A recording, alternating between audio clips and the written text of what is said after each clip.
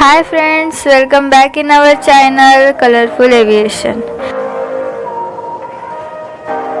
We all know in bad weather conditions, sometimes for security reasons, aircrafts are shifted to secure places or it grounded and parked at safe place. Otherwise, it creates the issue of a security of aircraft. Generally, aircrafts are safe in hangar, but if it's not possible, then non-hangar aircrafts are tied down to avoid damages. Today we focus on a tie-down procedure of aircraft. Let's start the topic. Aircraft tie-down is a very important part of the aircraft ground handling. Aircrafts are to be tied down to prevent the damages from sudden storm or heavy weather conditions. In bad weather conditions due to strong wind, aeroplanes will try to lift off as is their nature. Hence we tie down parked non-hangar aircraft to minimize the possibility of movement. Tie-down is determined by prevailing or forecast wind direction. Aircrafts are to be headed into the wind depending on the location of the parking area's fixed tie-down point. Spacing of a tie-downs need to allow the ample of a wingtip clearance. During tie-down, assure that the aircrafts are properly located and lock the nose wheel and tail wheel in the fore and aft position. Aeroplanes should be tied down with the equipment which are capable of withstanding sufficient tensile forces. For tie down, aircraft generally use tie down anchor, tie down rope, tie down chain, tie down cable, tie down reels, tie down rings, tie down stake, etc. Tie down anchor. It is installed when the concrete parking area is poor.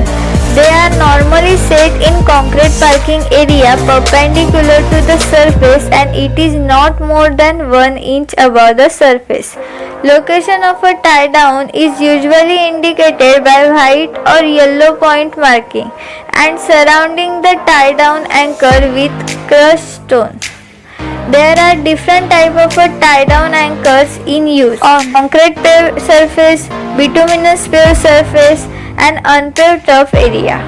Tie-down anchor used for the light aircraft. It is minimum holding power of approximately 3000 pounds each.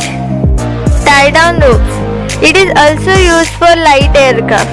It is capable of resisting a pull of approximately 3000 pounds. In early days, manila ropes are used, but later it is replaced by another strong ropes like nylon, dacron, etc. Because manila rope gets sink when it wet and is subject to mildew and rot, therefore it has considerable less tensile strength than either nylon or dacron. Tie-down cable. It is used in case of large aircraft. Tie-down cable is accomplished with the tie-down reel. Both of them used together for rapid and reliable tie-down. One end of a cable attached to the aircraft tie-down ring and other end of attached to the tie-down anchor. Star wheel on a reel turn clockwise to remove the excess slack from cable and release by depressing the release lever to provide the cable slack. Locking handle is secured to the bar when cable has been adjusted for the desired tightness and locking cam is secured the complete tie-down procedure. Tie-down chain. The chain type tie-down used for better and stronger tie-down to secure the heaviest aircraft. All tie-down assembly is made by metal. It has quickly release mechanism, tensioning device and length of chain with hooks. Now we see the tie-down procedure for various type of aircrafts. First we know about the tie-down procedure for light aircraft. Light aircraft tie down with the rope and rope tie at the tie-down rings or loops provided to aircraft. Never tie the rope to the lift stud because it can bend the stud if the rope slips to the point where there is no slack. Too much slack allows the aircraft to jerk against the rope and too much tightness put the stress on aircraft. During tie down, we use the anti-slip knot for better hold to aircraft. Commonly two types of anti-slip knot used for the aircraft tie down: bowline knot and square knot. Both are quickly tie and easy to untie. If any aircraft not has tie-down fitting, then securing the aircraft by manufacturer's instructions. Procedure for securing heavy aircraft. Most of heavy aircrafts are equipped with surface control locks to prevent from damaging movements. In normal tie-down for heavy aircraft to secure all doors and window to avoid interior damage. Cover engine opening and pitot static tube to prevent damage and debris from entering. Chock in all wheels fore and aft. Install control lock. Head up aeroplane into prevailing wind whenever possible. Attach tie-down reels to airplane's tie-down loop, tie-down anchor or tie-down stake. Use tie-down stake for the temporary tie-down on tie-down procedure for helicopter. Helicopter that are tied down can usually sustain in wind up to approximately 65 mph.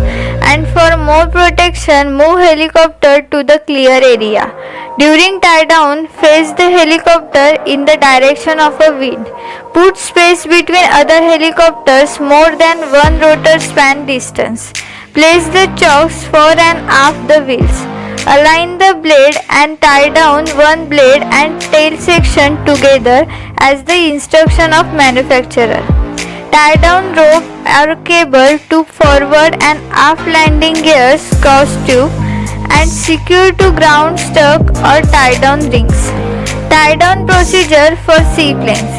Seaplanes can be moored to buoy and in the bad weather condition it is tied to dock. To avoid damages from bobbing and rolling of planes because of wave action. During heavy weather, if possible, then remove the seaplanes from the water and tie down it as a land plane on ground. Tie down procedure for ski planes. Ski planes can be secured on ice or in snow by using a device called a deadman. Deadman is any item such as piece of a pipe or log, rope attached to it and buried it in the snow or ice trench. Then snow is packed on the trench and pour water into the trench. When it is frozen, after that tie down the aircraft with the free end of a rope. This is all information about tie down the aircraft, its procedure and the equipment used in that. So friends, if you like my video, like it, share it and subscribe my channel. Also comment me how do you like my video. Bye friends, stay safe and healthy.